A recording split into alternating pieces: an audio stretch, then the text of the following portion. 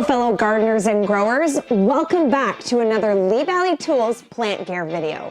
My name is Emma and I am the urban botanist, and in today's video we're going to be talking all about one of my personal favorite houseplants and one of the most popular, the Phalaenopsis orchid.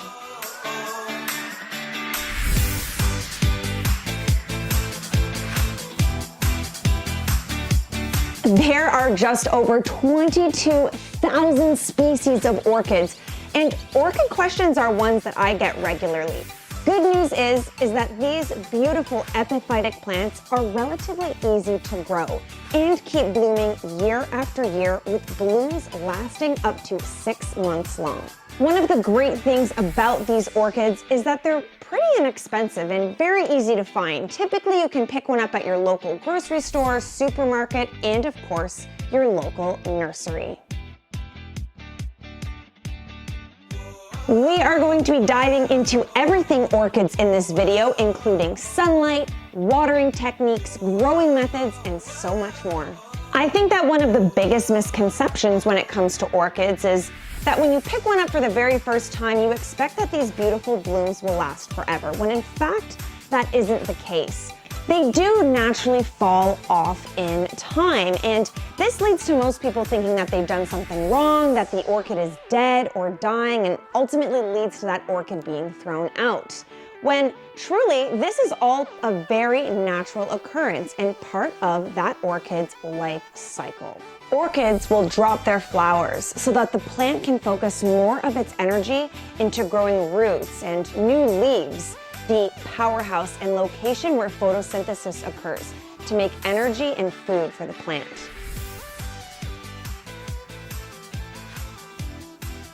So if your orchid at home is looking a little bit more like this orchid that I have here, not to worry. It's simply putting more energy into growing big, new green leaves. Orchids are seasonal bloomers, producing new flower spikes once a year, typically in the autumn and winter months. A healthy orchid will grow 2 to 3 new green leaves per year, which creates more space for new flower spikes to grow. If you aren't seeing new leaves growing, chances are you will not see your orchid rebloom.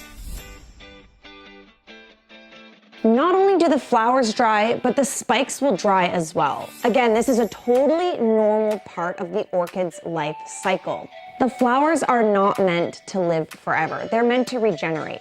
And when that flower spike has completely dried, you can simply cut it as close to the base of the orchid as possible.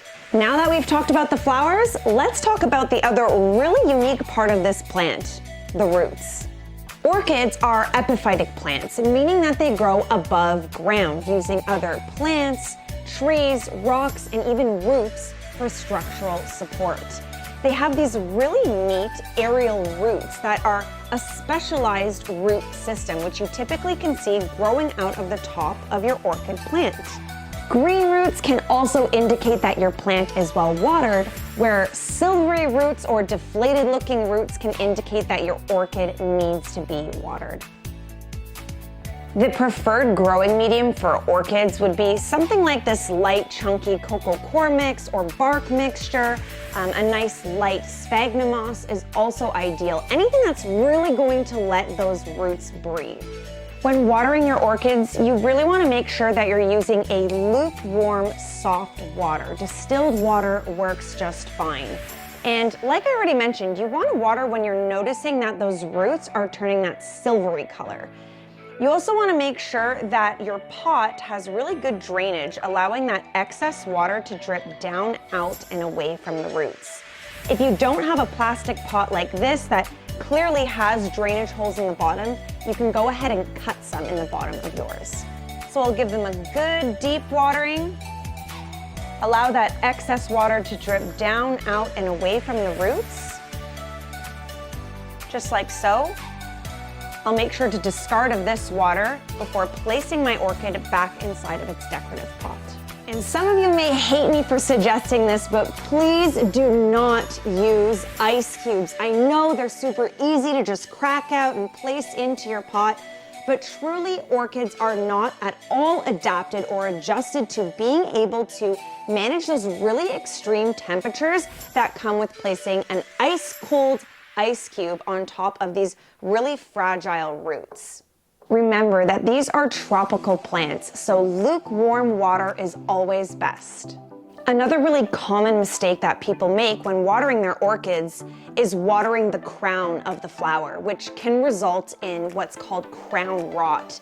This essentially happens when water pools in the crown of the flower, right at the top where the leaves meet, and there's no way for that excess water to drain away, which causes this rot. Place your orchids in strong but indirect light. South or east facing windows are best.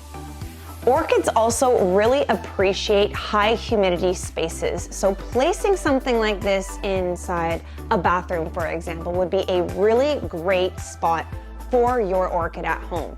However, you can place them just about anywhere as long as it's getting sufficient light. Sufficient light will always mean that your orchid will be able to re-bloom year after year.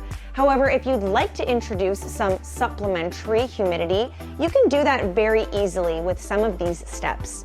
One way is by simply spraying your orchid with a spray bottle. This provides some nice little added humidity and it works great. Another way that you can introduce humidity and is a little bit more hands-off is with a pebble tray. A pebble tray works really well. All you really need is a shallow dish filled with stones. I then fill that dish with some water and place my orchid simply on top of those stones. Now, as the water evaporates slowly over time, it's going to create sort of this little micro ecosystem, this little small area where humidity is a little bit higher than the rest of your home.